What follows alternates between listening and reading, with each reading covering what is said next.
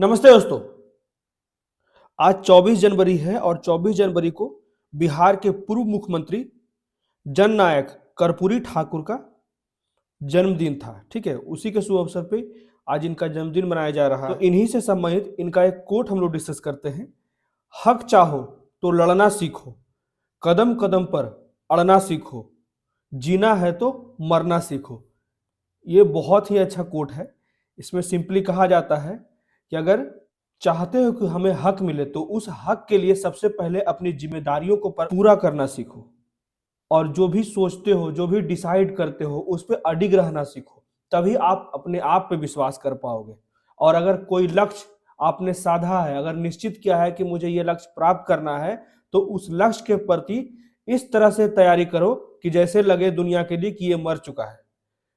ठीक है, तो आइए इसी के साथ आज का डिस्कशन शुरू करते हैं। आज का डेट है 24 जनवरी 2024 और अभी हम डिस्कस करेंगे द हिंदू के कुछ इंपॉर्टेंट आर्टिकल्स हिंदी में। तो सबसे पहला आर्टिकल कर्पूरी ठाकुर जी के बारे में है, जिनका जन्मदिन है, जिनका जन्म 24 जनवरी 1924 को हुआ था। ठीक है, और ये जो थे बिहार के पूर्व मुख्यमंत्री थे और इन्हें जननायक के नाम से भी जाना जाता है। तो कर्पूरी ठाकुर का सामाजिक न्याय का दृष्टिकोण हमारे शासन मॉडल को प्रेरित करता है। ये जो लेख लिखा गया है ये प्रधानमंत्री मोदी के द्वारा लिखा गया है, इसलिए भी इस लेख का बहुत ज्यादा इंपॉर्टेंस बढ़ जाता है। इसमें कहा जाता है कि आज जननायक कर्पूरी ठाकुर जी का जन्मदिन है, जिन्होंने सामाजिक न्याय के लिए बहुत सारे सकारात्मक कदम उठाए। ये खुद भी एक पिछड़े वर्ग से आते थे, परंतु उन्होंने अपने सारे बाधाओं को पार करते हुए सामाजिक सुधार के लिए अनेक कार्य किए। इनके दो तीन हम लोग एग्जाम्पल भी देखे हैं कि उनका सिंप्लिसिटी जो था, जीवन की सादगी जो थी, वो बहुत ही महत्वपूर्ण थे। उससे सीखने की जरूरत है। ठीक है, लोग जो आज पैसे के लिए कुछ भी करने को तैयार होते हैं, उनसे कुछ सीखने की जरूरत है और फिर भी वो जीवन में खुश थे। ऐसे बहुत से एग्जाम्पल हैं कि जहां पे उन्हें जिस तरह से आज के नेता होते हैं सिर्फ दिखावा करते हैं, वो उस समय बिहार के सीएम रहते हुए भी अपनी सादगी को नहीं छोड़े और सामाजिक न्याय के लिए हर समय प्रयत्नशील रहे। ठीक है, तो इनके जीवन शैली से बहुत सी चीजें सीखने की जरूरत है और ये जो लेख है प्रधानमंत्री मोदी के दृष्टिकोण को भी दर्शाता है। तो हर एक चीज को अच्छे से पढ़ेंगे कि कर्पूरी ठाकुर का क्या दृष्टिकोण था, खासकर सामाजिक न्याय के लिए, पिछड़े वर्गों को उत्थान के लिए, और भी जो समाज में पिछड़े जितने भी तबके के लोग हैं, जातियां हैं, लैंगिक भेदभाव है, उनके लिए क्या कार्य किए गए, हर एक चीज को हम लोग विस्तार से पढ़ लेंगे। उसके बाद जो अगला आर्टिकल है खेड़ा, जो कि गुजरात में है। तो खेड़ा में पिटाई की गई पुलिस अत्याचार का मामला, यहाँ पे क्लियर कहा जाता है कि खेड़ा में पुलिस अधिकारियों द्वारा एक खंबे पे बांधकर 3 मुस्लिम युवकों को पीटा गया था। ठीक है, उन्हें गिरफ्तार किया गया था कि ऐसा कहा गया कि गरबा कार्यक्रम में पथराव किया गया है। उसी के अपराध में इन तीनों मुस्लिम युवकों को गिरफ्तार किया गया और जिसको खंबे में बांधकर पीटा गया और उसका वीडियो भी बनाया जाए, ये कहीं ना कहीं ये पुलिस की मनमानी को ही दर्शाता है। ठीक है, तो इसके लिए गुजरात हाई कोर्ट ने इन्हें सजा दी। ठीक है, और 14 दिन के लिए कैद दिया गया ये जो 4 पुलिस वाले थे। ठीक है, और 2-2 हजार का जुर्माना लगाया गया, परंतु इन्होंने अपील किया कि हम दोषी नहीं हैं और ये सुप्रीम कोर्ट में गए और सुप्रीम कोर्ट के द्वारा भी कड़ी फटकार लगाई गई। तो इसको भी विस्तार से पढ़ लेंगे, क्योंकि इस तरह का बर्बर रूप जो है वो कहीं ना कहीं पुलिस से संबंधित जो विश्वास है लोगों के अंदर वो टूट जाता है। ठीक है, तो इसके बारे में जो जो इंपॉर्टेंट चीजें हैं उसको भी हम लोग विस्तार से पढ़ लेंगे। उसके बाद अगला आर्टिकल है भारत के बढ़ते खिलौना निर्यात के बारे में क्या सच्चाई है। ऐसा कहा जा रहा है कि 2014 से 2023 तक लगभग 239% की वृद्धि हुई है। ठीक है, और इसके आयात में इस दौरान 52% की कमी आई है। ठीक है, 239% का निर्यात में वृद्धि हुई है और 52% का आयात में कमी हुई है। ये दोनों पॉइंट याद रखिएगा। और हम लोग देखेंगे कि भारत के खिलौना उद्योग के विकास के लिए कौन कौन से प्रेरक तत्व हैं। ठीक है, जैसे व्यापक उपभोक्ता आधार हो गया, उपभोग आय में वृद्धि हो गया, ई कॉमर्स हो गया, सरकारी सहायता कैसे प्राप्त हुआ। उसके बाद हम लोग खिलौना उद्योग के महत्व को पढ़ेंगे। ठीक है, जैसे बाल विकास, मनोरंजन, शिक्षण, आर्थिक प्रभाव, ठीक है, सांस्कृतिक प्रभाव क्या क्या पड़ते हैं। उसके बाद खिलौना उद्योग के विकास के लिए क्या क्या सरकारी पहल किए गए उसको भी हम लोग विस्तार से पढ़ लेंगे। ठीक है, और चुनौतियां क्या क्या है कि भारतीय खिलौना उद्योग के समक्ष जो विद्यमान चुनौतियां हैं उसको भी हम लोग विस्तार से पढ़ लेंगे। ठीक है, उसका जो अगला आर्टिकल है 2024-25 में सार्वजनिक पूंजीगत व्यय में कमी आ सकती है। तो सबसे पहले हम लोग जानेंगे सार्वजनिक पूंजीगत व्यय, उसी को कहा जाता है कैप एक्स, मतलब कि कैपिटल एक्सपेंस या फिर कैपिटल एक्सपेंडिचर। ठीक है, इसी को कैप एक्स कहा जाता है।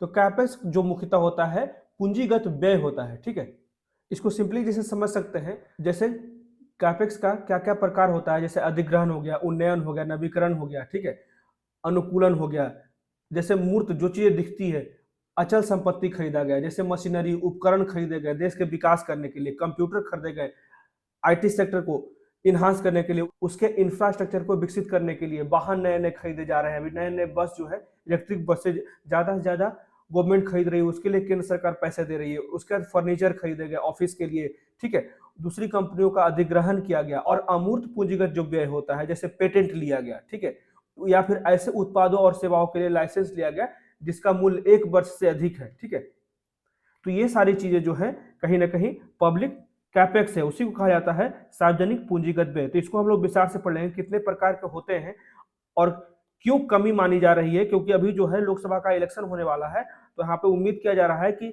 सार्वजनिक पूंजीगत जो व्यय है वो 37.4% से घटकर 2024-25 में 12% हो जाएगा। ठीक है, और यहाँ पे ये भी उम्मीद लगाई जा रही है कि 2025-26 तक जो अपने राजकोषीय घाटे का जो जीडीपी का 4.5% का लक्ष्य रखा गया है वर्तमान समय में, उसी पे प्रतिबद्ध रहेगा कि उम्मीद किया जा रहा है उसी घाटा रहेगा वो 4.5% रहने की उम्मीद है। 2024 में यही राजकोषीय घाटा 5.9 से नीचे रहा था। ठीक है, तो ये दोनों चीजें ध्यान रखिएगा, इसके बारे में बहुत से इंपॉर्टेंट चीजें पढ़ेंगे। उसके बाद हम लोग सबसे अच्छे तरीके से सार्वजनिक पूंजीगत व्यय के बारे में पढ़ेंगे। ठीक है, और एक चीज याद रखिएगा कि आज हम लोग ज्योग्राफी का, ठीक है, 5 MCQ डिस्कस करेंगे और ये बहुत ही टफ है। ठीक है, मैं प्रयास किया हूं कि ज्यादा से ज्यादा बेहतर क्वेश्चन दिया जाए, आप लोग एक बार कीजिए और कमेंट करके बताइए कैसा लगा मेरा क्वेश्चन। ठीक है, तो आइए शुरू करते हैं आज का डिस्कशन। सबसे पहला जो आर्टिकल है कर्पूरी ठाकुर का सामाजिक न्याय का दृष्टिकोण हमारे शासन मॉडल को प्रेरित करता है।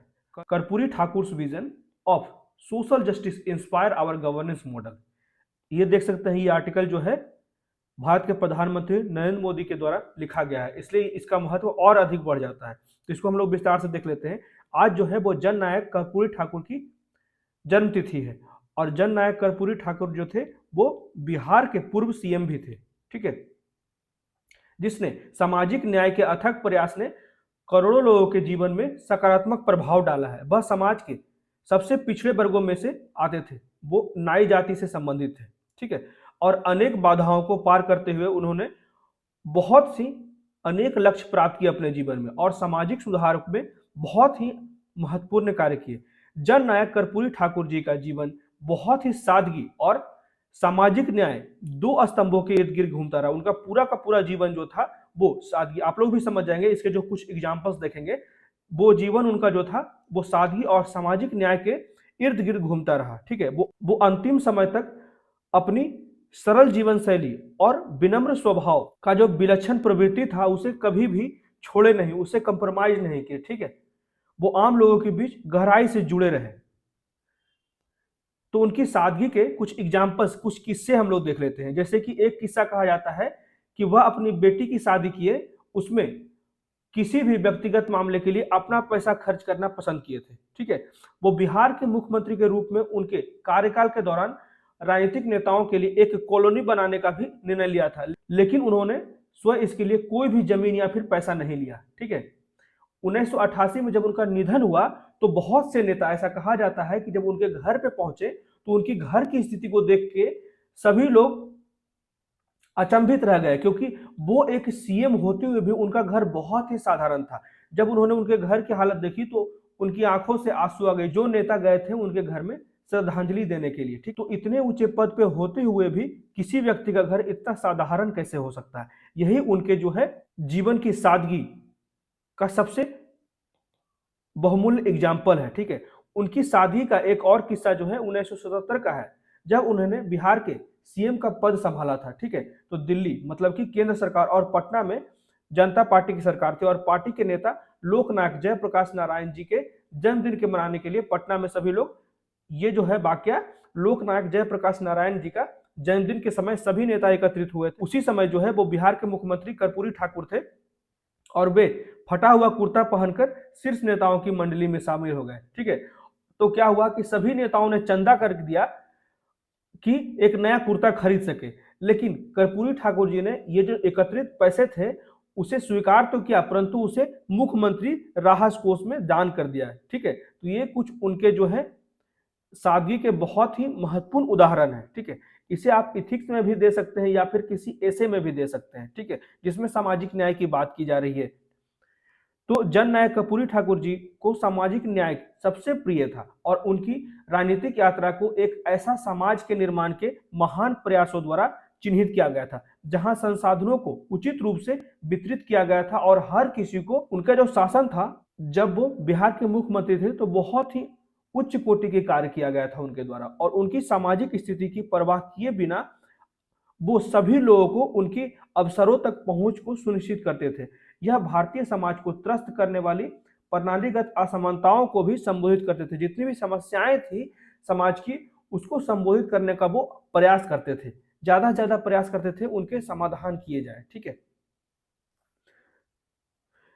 इसी में आगे कहा जाता है कि उनका चुनावी करियर जो है वो 1950 के दशक में शुरू हुआ था, लेकिन वे उससे पहले ही इसमें लिखा गया है कि 1942, मतलब कि भारत छोड़ो आंदोलन में ही वो जब युवा थे उसी समय शामिल हो गए थे। ठीक है, तो उनका जो राजनीतिक करियर था वो 1950 के दशक में शुरू हुआ था। तब से वह श्रमिक वर्ग, मजदूरों, छोटे किसानों और युवाओं के संघर्ष को सशक्त रूप से आवाज देते हुए विधायी सदनों में एक ताकतवर नेता बन गए थे। ठीक है, और शिक्षा को भी बहुत ज्यादा महत्व देते थे और अपने पूरे राजनीतिक जीवन में उन्होंने गरीबों के लिए शिक्षा सुविधाओं में सुधार के लिए निरंतर कार्य किया। और वह स्थानीय भाषा, ये कुछ पॉइंट्स है, इसे ध्यान रखिएगा कि कर्पूरी ठाकुर की विशेषता क्या क्या थी। तो वो स्थानीय भाषाओं में शिक्षा के समर्थक थे ताकि वो ग्रामीण स्तर पे लोगों को शिक्षित करने में सफल हो सके। ठीक है, ताकि छोटे शहरों और गांव के लोगों की भी सीढ़ियां चढ़ सके। ठीक है, और सफलता प्राप्त कर सके, वो शिक्षा प्राप्त कर सके। तो सीएम रहते हुए उन्होंने वरिष्ठ नागरिकों के कल्याण के लिए भी अनेक कदम उठाए थे। तो लोकतंत्र, वाद विवाद,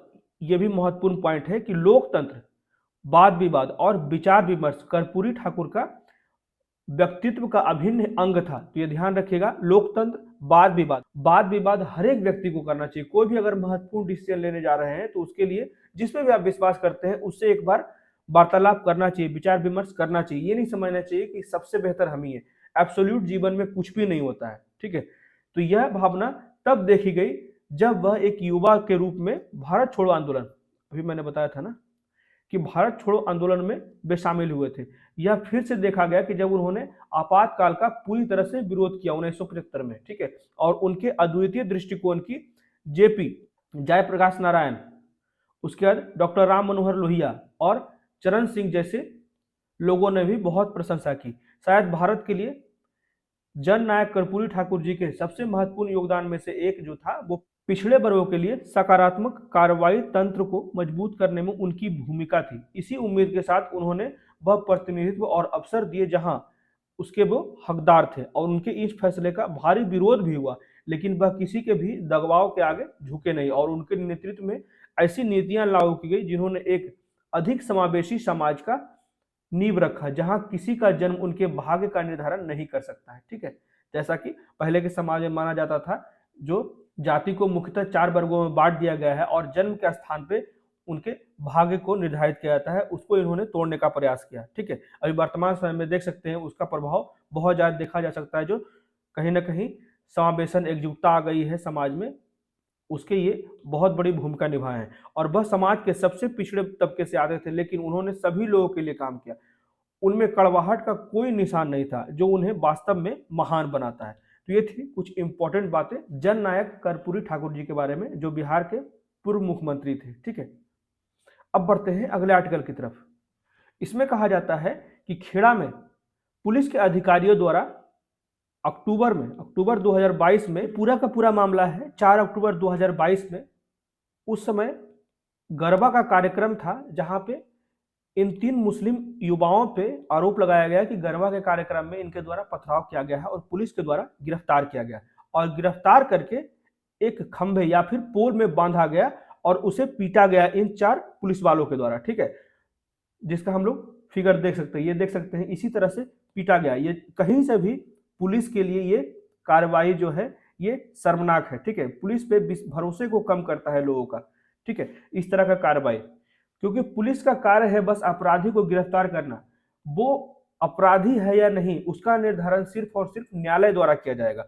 और ये जो कानून को अपने हाथ में लिया गया, सुप्रीम कोर्ट के द्वारा जो फटकार लगाया गया है, कहीं ना कहीं इसे सजा भी दी जानी चाहिए, ठीक है, जो इस तरह का कृत्य किया गया है। तो वही बातें हैं कि इन तीनों युवकों को पीटा गया, इसी के लिए गुजरात हाईकोर्ट ने इन्हें 14 दिन का कैद और 2-2 हजार रुपए जुर्माना लगाया। परंतु पुलिस वालों ने कहा कि इसमें मेरी कोई गलती नहीं है और वे सुप्रीम कोर्ट में अपील किए। तो सुप्रीम कोर्ट ने हाल ही में पुलिस वालों का बड़ी ही कड़ाई से फटकार लगाया है, तो उसी के बारे में हम लोग विस्तार से देख लेते हैं।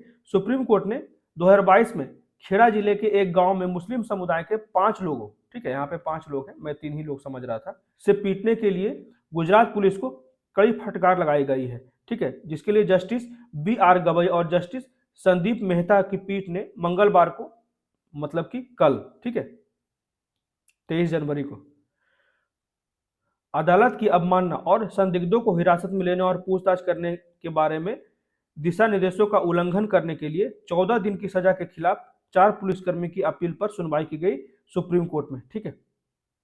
इस दौरान जस्टिस गवई ने नाराजगी जाहिर करते हुए पुलिसकर्मियों से पूछा कि क्या उसके पास ऐसी कार्रवाई करने का कोई कानूनी अधिकार था, जिस तरह से उन्होंने मुस्लिम युवाओं को इस तरह से बांधा, तो बांधा ही पोल में, और उसका वीडियो भी बनाकर सोशल मीडिया पर वायरल किया गया। तो कहीं ना कहीं उसका गरिमापूर्ण जीवन का हनन है, ठीक है। और अधिकारियों को कड़ी फटकार लगाते हुए जस्टिस मेहता ने कहा कि यह किस प्रकार का अत्याचार है, लोगों को खंभे से बांधना और सार्वजनिक तौर पर उसकी पिटाई करना और वीडियो बनाना। तो फिर आप चाहते हैं कि यह अदालत दखल करे जो आपको सजा दी गई है गुजरात हाईकोर्ट के द्वारा। तो अक्टूबर 2023 में गुजरात हाईकोर्ट ने इन चारों आरोपी पुलिसकर्मियों को 14 दिन की कैद और 2-2 हजार रुपए की जुर्माना लगाई थी। तो इन पर 4 अक्टूबर 2022 को 3 मुस्लिम युवकों की गिरफ्तारी के बाद उन्हें खंभे में बांधकर सार्वजनिक रूप से लाठी से पीटने का आरोप लगाया गया था और गिरफ्तार किया गया था। किस लिए? तो खेड़ा जिले के उंधेला गांव में गरबा कार्यक्रम में पथराव का आरोप लगाया गया था। तो ये था पूरा का पूरा मामला। ज्यादा कुछ था नहीं, बस ध्यान रखने की बात है, जो पुलिस के द्वारा ऐसा, पुलिस का जो पद है वो सिर्फ और सिर्फ जनता की सुरक्षा के लिए है, शांति बनाए रखने के लिए। इस तरह का जो कृत्य किया जा रहा है किसी भी विशेष समुदाय के लिए, हाँ समुदाय की बात नहीं है, ये जो अत्याचार किया जा रहा है ये कहीं से भी कानून इसका अधिकार नहीं देता है, ठीक है। ये कहीं ना कहीं जो है वो आम जनता में पुलिस के प्रति जो अविश्वास को बढ़ावा देता है, ठीक है। अब बढ़ते हैं अगले आर्टिकल की तरफ। इसमें कहा जाता है कि भारत के बढ़ते खिलौना निर्यात के बारे में क्या सच्चाई है, ठीक है। ऐसा माना जा रहा है कि वित्त वर्ष 2014-15 से लेकर अभी 2023-24 तक लगभग जो एक्सपोर्ट है, ये ध्यान रखिएगा, एक्सपोर्ट मतलब कि निर्यात जो है भारत से खिलौने का वो लगभग 239% बढ़ गया है। वहीं इंपोर्ट आयात जो है वो लगभग 52% घट गया है, ठीक है। तो ये दोनों चीजें ध्यान रखिएगा। तो इसी की बात यहाँ पे की जा रही है। उद्योग संवर्धन एवं आंतरिक व्यापार विभाग की तरफ से एक आंकड़ा जारी किया गया और उसी के मुताबिक कहा गया कि वित्त वर्ष 2014-15 में खिलौने का निर्यात सिर्फ 9.6 करोड़ डॉलर का था, जो वित्त वर्ष 2022-23 में बढ़कर 32.6 करोड़ डॉलर का हो गया, ठीक है। इस फिगर में भी साफ साफ दिया गया है ये चीजें, ठीक है। जो हमारा इंपोर्ट है वो 52% घट गया है और एक्सपोर्ट जो है वो 239% बढ़ गया है। तो खिलौना उद्योग अन्य उद्योगों के लिए उदाहरण बनता जा रहा है। इसकी बात प्रधानमंत्री मोदी के द्वारा 3 साल पहले मन की बात में कही गई थी कि खिलौना निर्माण के प्रोत्साहन का जिक्र किया गया था, ठीक है। और उसी की बात सही हुई कि अभी वर्तमान समय में लगभग 239% इसकी वृद्धि हो गई और खिलौने के निर्माण से लेकर उनके निर्यात में लगातार बढ़ोतरी हो रही है। और वर्ष 2022-28 के दौरान खिलौने के कारोबार में सालाना 12% की वृद्धि होने का अनुमान लगाया गया है और यह उद्योग जो है वो 3 अरब डॉलर के स्तर को भी छू सकता है। इसके कुछ आंकड़ों को हम लोग देख लेते हैं। तो DPIIT मतलब कि department for promotion of industry and international trade के आंकड़ों के मुताबिक कहा जाता है कि वित्त वर्ष 2013-14 में खिलौने के कुल आयात में चीन की जो हिस्सेदारी थी वो 94% थी। वहीं पिछले वर्ष 2022-23 में यह जो चीन के द्वारा आयात है वो घटकर 62% हो गई, 94% से 62% हो गए। यानी कि चीन की जो हिस्सेदारी थी भारत से खिलौने खरीदने की, उसमें कमी देखी गई है। ठीक है, तो खिलौने के आयात शुल्क में भी वृद्धि हुई है। डीपीआईआईटी के मुताबिक खिलौने के निर्माण को प्रोत्साहित करने के लिए क्वालिटी कंट्रोल नियम को लागू करने के साथ खिलौने के आयात शुल्क में भी बढ़ोतरी की गई है और इसके अलावा क्लस्टर आधार पर, ठीक है, खिलौने का निर्माण शुरू किया गया है। ठीक है, और क्वालिटी कंट्रोल से संबंधित कुछ नियम को भी लागू किया गया है जिससे कि जो घटिया किस्म के खिलौने हैं उसके आयात को नियंत्रित कर सके और इससे घरेलू स्तर के खिलौने का निर्माण को प्रोत्साहित किया जा सके और क्वालिटी कंट्रोल नियमों के लागू होने से प्लास्टिक के घटिया खिलौने घरेलू बाजार से बाहर किए जा सके। तो ये जो है पूरा का पूरा आंकड़ा है कि कैसे 2014 से 2023 तक लगातार जो है वो खिलौनों का एक्सपोर्ट वृद्धि हुआ और इंपोर्ट जो है वो 52% कम हुआ। ठीक है, अब इसमें देख लेते हैं कि भारत के खिलौना उद्योग के विकास में कौन कौन से प्रेरक तत्व हैं। जैसे कि व्यापक उपभोक्ता आधार, तो भारत में 0 से 14 आयु वर्ग के बच्चों की संख्या काफी अधिक है। कुल जनसंख्या का लगभग 26.62% जो बच्चे हैं वो 0 से 14 साल के उम्र के बीच में हैं। इससे देश में खिलौने और गेम्स की मांग को प्रोत्साहन मिलता है और उपभोग आय में वृद्धि। भारत की जीडीपी और मध्यम वर्ग की आबादी होने वाली वृद्धि से उपभोक्ताओं की क्रय शक्ति में भी वृद्धि हुई है, जिससे अब लोग अपने बच्चों के लिए अधिक खिलौने खरीद रहे हैं।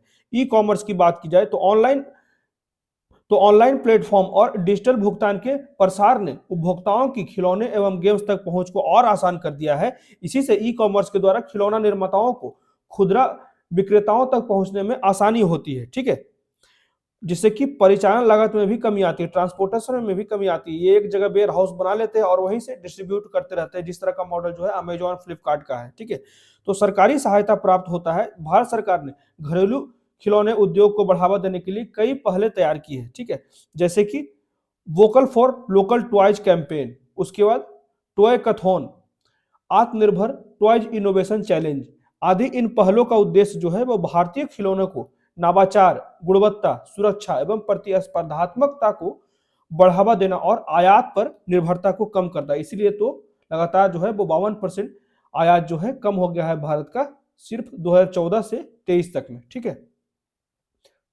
इसके कुछ और बातें हैं जो इसके विकास के महत्वपूर्ण तत्व हैं। जैसे लोगों की पसंद में भी परिवर्तन आया है।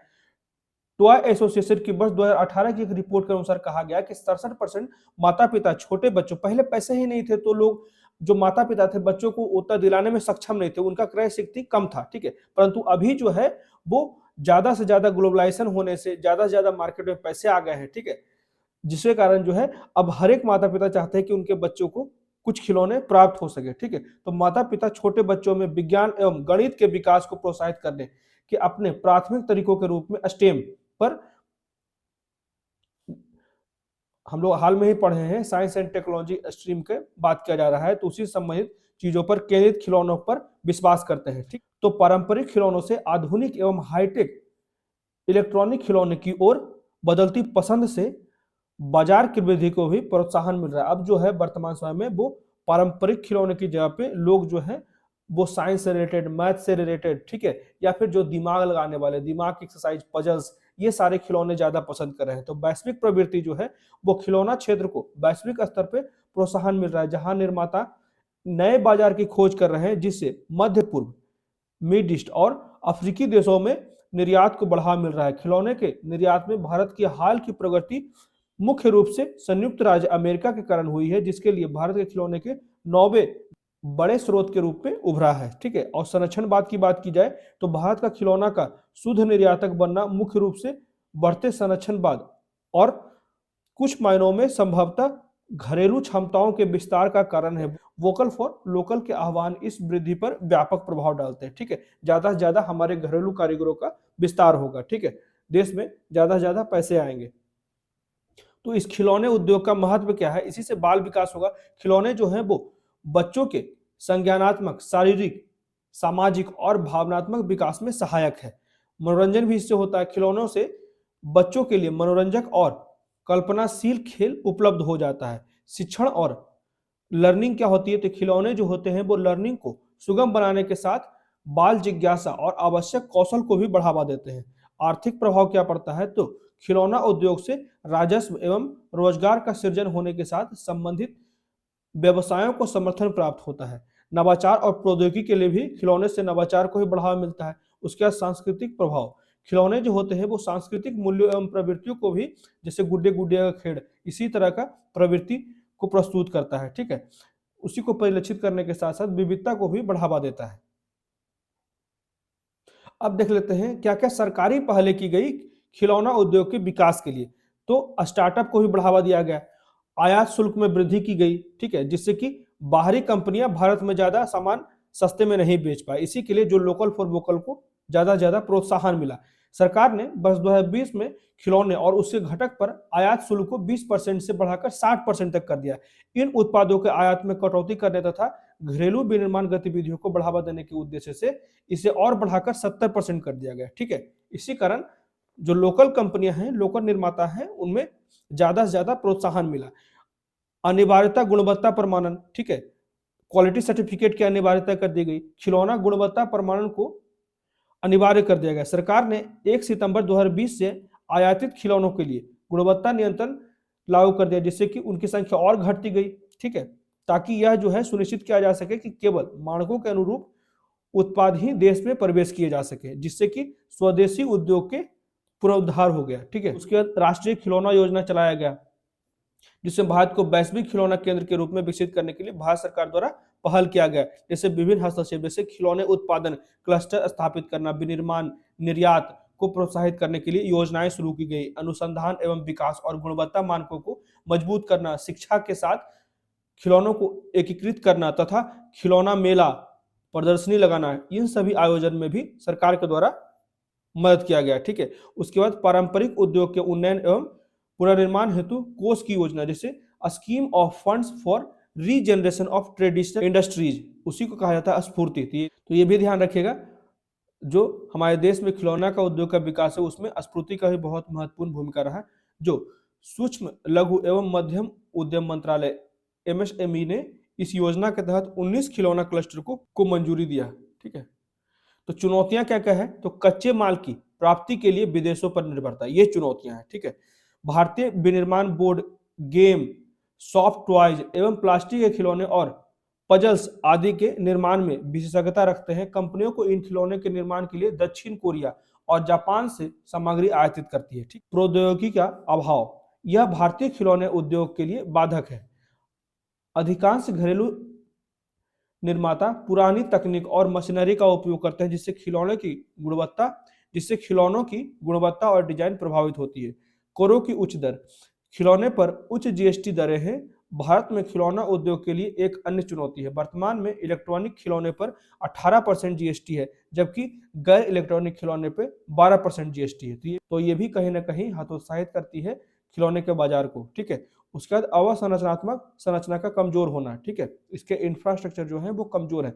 कमजोर अवसंरचना एवं एंड टू एंड, मतलब कि निर्माता से कस्टमर के बीच में कहा जाता है एंड टू एंड विनिर्माण सुविधाओं का अभाव होने से, क्योंकि हम लोग बहुत से इसके सामग्री जो है वो विदेशों से आयात करते हैं, तो उसके लिए खिलौना क्षेत्र के विकास में भी बाधा उत्पन्न होता है। और भारत में खिलौना उद्योग के लिए पर्याप्त परीक्षण प्रयोगशालाएं, खिलौना पार्क, संकुलों और लॉजिस्टिक समर्थन का भी अभाव है। सस्ते विकल्प भी उपलब्ध है। चीन जैसे देशों से सस्ते और निम्न गुणवत्तापूर्ण आयात से उत्पन्न प्रतिस्पर्धा जो है वो भारतीय खिलौना उद्योग के लिए एक अन्य चुनौती है। ठीक है, जो भारत के खिलौना आयात में चीन की 80% हिस्सेदारी है। इस क्षेत्र का असंगठित होना, भारतीय खिलौना उद्योग अभी भी व्यापक रूप से असंगठित है, जिससे कि अधिकतम लाभ प्राप्त करना अत्यंत कठिन है। ठीक है, तो ये कुछ चुनौतियां थी, इसे नोट डाउन कर सकते हैं। ठीक है, अब देख लेते हैं वे फॉरवर्ड में क्या कहा जाता है।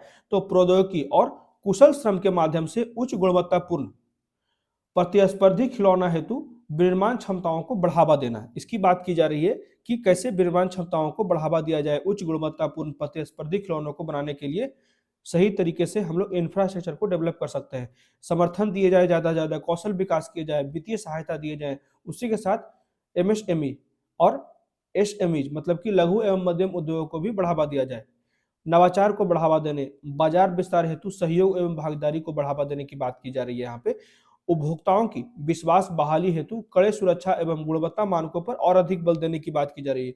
खिलौनों की बिक्री बढ़ाने तथा ऑनलाइन बाजारों में इसके प्रसार हेतु डिजिटल परिवर्तन को भी अपनाना चाहिए। समग्र बाल विकास के लिए खिलौना पुस्तकालयों को भी, ये एक महत्वपूर्ण पॉइंट है, खिलौना पुस्तकालय, ठीक है, टॉय लाइब्रेरी की बात की जा रही है, उसको भी प्रोत्साहित करने की बात की जा रही है और खिलौनों को प्रशिक्षण व्यवस्था के साथ एकीकृत करना, उत्पाद पोर्टफोलियो में विविधता लाना तथा उपभोक्ताओं की बदलती प्राथमिकता, पसंद एवं आवश्यकताओं को पूरा करने अनुसार नए नए तरीके अपनाना। ठीक है, इसमें शैक्षणिक, डिजिटल, पारंपरिक एवं अनुकूलित खिलौने का विकास करना भी शामिल हो सकता है, जो विभिन्न आयु समूह एवं वर्गों को भी आकर्षित कर सकता है। तो खिलौना निर्माण में पर्यावरण अनुकूल प्रथाओं को भी अपनाया जाए, जिससे कि पर्यावरण पे इसका कोई भी प्रतिकूल प्रभाव नहीं पड़े, जैसे कि अपशिष्ट हो गया, एवं पुनर्नवीनीकृत सामग्री का उपयोग करना, पर्यावरण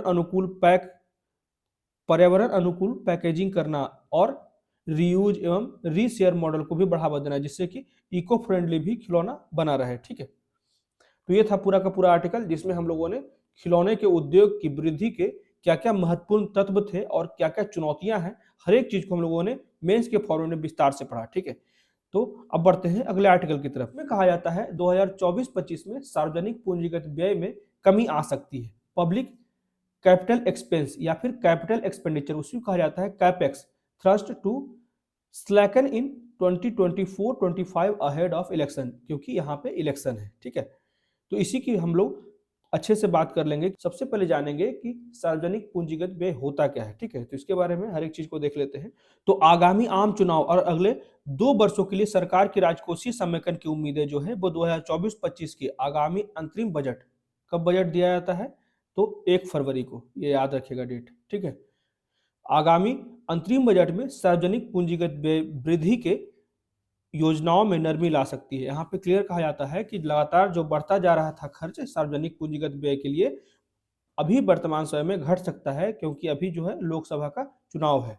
तो केंद्र ने 2025-26 तक अपने राजकोषीय घाटे को जीडीपी का 4.5% करने का लक्ष्य रखा है और उस पर टिके हुए हैं। इस वर्ष जो है वो फिस्कल डेफिसिट जो था 5.9% से भी कम था। ठीक है, तो इंडिया रेटिंग ने कहा कि केंद्र सरकार की पूंजीगत व्यय वृद्धि इस वर्ष के बजट में निर्धारित 37% से घटकर मात्र 12% ही हो पाएगा। ठीक है, जो कैपिटल एक्सपेंस है वो घट जाएगा 37.4% से 12%। आगे इसमें कहा जाता है रेटिंग फर्म के द्वारा कि 2023-24 में पूंजीगत व्यय की वृद्धि जो थी वो 31.4% तक पहुंच जाएगी। उसने माना कि अगले साल ताजा पूंजीगत व्यय जो है कई कारकों के कारण धीमा हो सकता है, इस साल की बात की जा रही है, जिससे कुछ क्षेत्रों में निजी पूंजीगत व्यय में वृद्धि हो सकती है।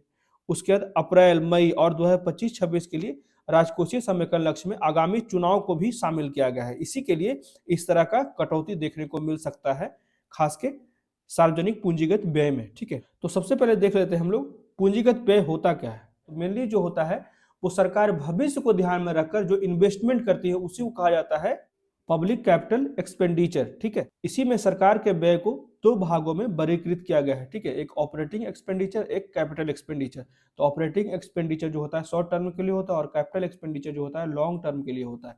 ये इजिली रिवर्सिबल होता है, ये नॉट इजिली रिवर्सिबल होता है। ठीक है, ये कुछ डिफरेंसेज है। यहाँ पे not fully tax deductible in any 1 year. ठीक है, यहाँ पे टैक्स डिडक्टेबल होता है। तो इसी की बात की जा रही है, जिसके परिणाम स्वरूप परिसंपत्ति विकास या फिर अधिग्रहण होता है, जिसे कैपिटल एक्सपेंस या कैपिटल एक्सपेंडिचर के रूप में जाना जाता है। दूसरे शब्दों में इसका उपयोग जो है वो परिचालन, ये पहला भाग था, ये दूसरा भाग था। इसका उपयोग जो है वो परिचालन लागत, जैसे रोड बना रहे हैं, ठीक है, दायित्वों को कवर करने के लिए किया जाता है, लेकिन इसके परिणाम स्वरूप परिसंपत्ति का निर्माण नहीं होता है, जैसे किसी को वेतन देना, ठीक है, पेमेंट करना, सैलरी देना, जिसे कि राजस्व व्यय के रूप में जाना जाता है। तो ये ध्यान रखिएगा। पूंजीगत व्यय जो होता है भूमि पे, जैसे कि अभी ही बना है राम मंदिर, ठीक है, तो यहाँ पे सरकार का बहुत बड़ी मात्रा में धन खर्च हुआ है। तो ये आने वाले समय में इससे बहुत बड़ी संख्या में, इसमें बहुत बड़ी मात्रा में लाभ भी प्राप्त होगा। ठीक है, बहुत ज्यादा रेवेन्यू भी प्राप्त होगा। तो इसी को एक एग्जाम्पल के रूप में हम ले सकते हैं पूंजीगत व्यय, जहां पे लगभग 1400 करोड़ रुपए खर्च हो रहे हैं। ठीक है, तो भूमि हो गया, भवन हो गया, मशीनरी, उपकरण जैसी संपत्तियों के अधिग्रहण के साथ साथ स्टॉक निवेश पर खर्च किए गए धन के रूप में भी परिभाषित किया जाता है कैपेक्स। ठीक है, कैपिटल एक्सपेंस। तो इसकी विशेषताएं क्या क्या है? तो सरकारी भुगतान का वह हिस्सा जो स्कूलों, कॉलेज, अस्पतालों, सड़कों, पुल, बांध, रेलवे लाइन, हवाई अड्डे, बंदरगाह जैसे संपत्तियों के निर्माण के लिए उपयोग किया जाता है, उसी को कहा जाता है पूंजीगत व्यय के बराबर माना जाता है। ठीक है। मिसाइल, अपने सुरक्षा क्षेत्रों को मजबूत करने के लिए मिसाइल, टैंक, लड़ाकू विमान, पनडुब्बी जैसे नए नए हथियार के लिए, नए नए प्रणालियों के लिए जो पैसे इन्वेस्ट किए जाते हैं। रक्षा क्षेत्र को केंद्र सरकार के पूंजीगत व्यय का 1/3 हिस्सा से अधिक प्राप्त होता है, मुख्य रूप से हथियार अधिग्रहण के लिए। ठीक है। तो इस तथ्य के बावजूद कि रक्षा व्यय को पूंजीगत व्यय के रूप में वर्गीकृत किया गया है, इसके परिणाम स्वरूप आर्थिक विकास का समर्थन करने के लिए बुनियादी ढांचे का विकास नहीं होता है। ठीक है। इतना पैसे दिए भी जाते हैं फिर भी बुनियादी ढांचे का विकास नहीं हो पाता है। इसमें ऐसे निवेश भी शामिल हैं जो भविष्य में आय या फिर लाभांश उत्पन्न कर सकते हैं, ऐसे निवेश भी शामिल हैं। ठीक है। जो उसी को कहा जाता है कैपेक्स। अब इसके महत्व क्या है कैपेक्स के? तो इससे आर्थिक सुधार होता है। यह कार्रवाई कोविड-19 महामारी से प्रेरित आर्थिक मंदी के साथ साथ रोजगार अनुपात में गिरावट को देखते हुए भी महत्वपूर्ण है। जैसे कि मूल्य निर्माण, जैसे पूंजीगत संपत्ति निर्माण जो है वो अर्थव्यवस्था के लिए भविष्य में नकदी प्रवाह प्रदान करता है और मूल्य निर्माण में भी योगदान देता है। गुणक प्रभाव, कैपेक्स का गुणक प्रभाव व्यय के रुपए के मूल्य में परिवर्तन के संबंध में उत्पादन के रुपए के मूल्य में परिवर्तन होने की उम्मीद होती है, रोजगार में भी वृद्धि होती है। कहीं पे भी अगर इंफ्रास्ट्रक्चर बढ़ता है, सरकार द्वारा नए नए भवन, मंदिर, जैसे अभी ही राम मंदिर का ही एग्जांपल ले लेते हैं, वो मंदिर बन गया, उसके आसपास का क्षेत्र में देखें कितना डेवलपमेंट हुआ है। ठीक है। वहां पे कितनी बड़ी संख्या में रोजगार दिया जाएगा। तो ये सारी चीजें जो है वो कहीं ना कहीं कैपेक्स का बहुत ही बेहतरीन उदाहरण है। तो पूंजीगत व्यय से नौकरियां पैदा होती है और गुणक प्रभाव के परिणाम स्वरूप श्रम उत्पादकता में भी सुधार होता है। तो ये था पूरा का पूरा आर्टिकल जिसमें हम लोगों ने समझा कैपेक्स क्या होता है। क्लियर हो गया? अगर नहीं समझ में आया तो प्लीज मुझे कमेंट करें। अब देख लेते हैं हम लोग इंपॉर्टेंट 5 MCQ जो कि आज ज्योग्राफी से है। ठीक है। तो यूपीएससी का प्रीवियस ईयर क्वेश्चन है। तो पहला क्वेश्चन जो है, खाद्य फसलों के संदर्भ में निम्नलिखित कथनों पर विचार कीजिए।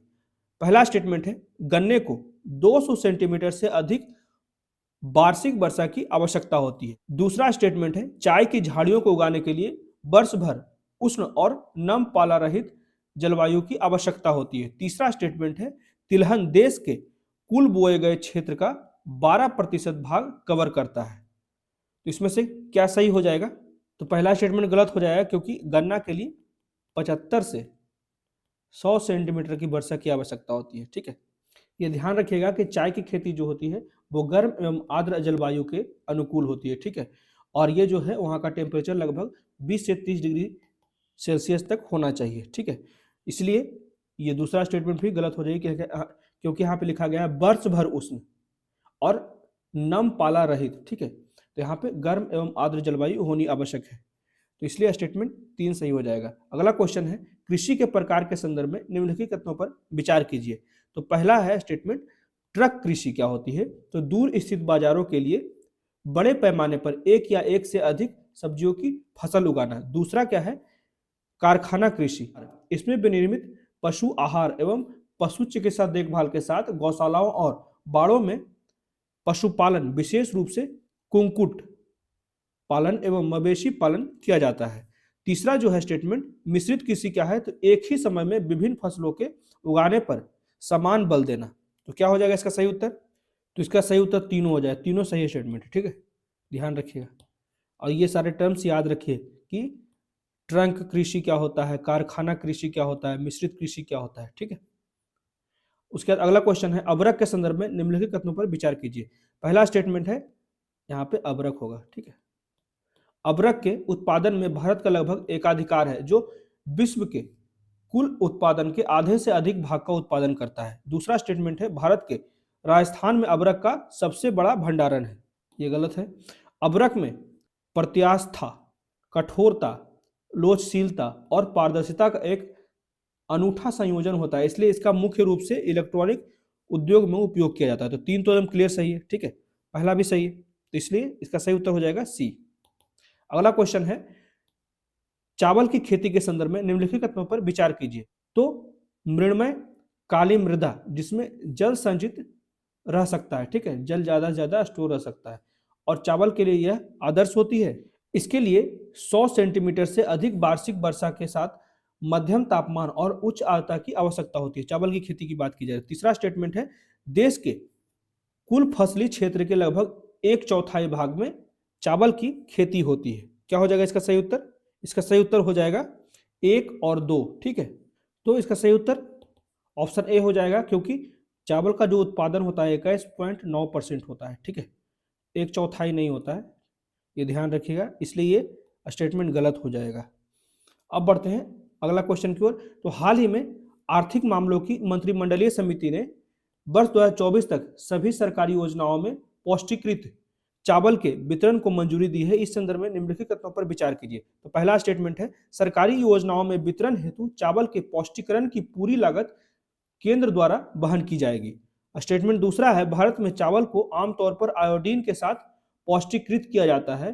तो उपयुक्त कथनों में से कौन सा कथन सही है? तो इसका सही उत्तर हो जाएगा ऑप्शन ए, क्योंकि सरकारी योजनाओं में वितरण हेतु चावल के पौष्टिकरण की पूरी लागत जो होती है केंद्र द्वारा वहन की जाती है। ठीक है, इसमें जो होता है आयरन, B12, ठीक है, और फोलिक एसिड, ये सभी चीजों को पूरा करने के लिए सरकार द्वारा कदम उठाए जाते हैं।